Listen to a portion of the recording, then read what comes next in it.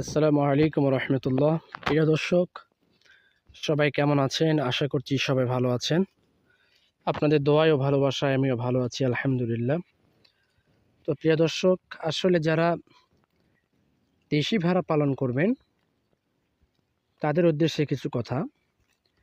দেশি ভেড়া পালনে আসলে কীরকম সুযোগ সুবিধা, সেই বিষয় নিয়ে কিছু কথা বলবো আপনাদের সামনে ইনশাআল্লাহ। তো তার আগে একটা কথা বলে নিই, যদি ভিডিওটি অবশ্যই ভালো লেগে থাকে তাহলে এই ভিডিওটি শেয়ার করে দেবেন এবং আপনার কোনো মতামত থাকলে অবশ্যই কমেন্টের মাধ্যমে জানাবেন। আপনার মতামতের ভিত্তিতে নতুন কোনো ভিডিও তৈরি করা হবে ইনশাআল্লাহ। তো প্রিয় দর্শক, আসলে দেশি ভেড়া পালনে কি সুবিধা, সেটা হচ্ছে দেশি ভেড়া আপনার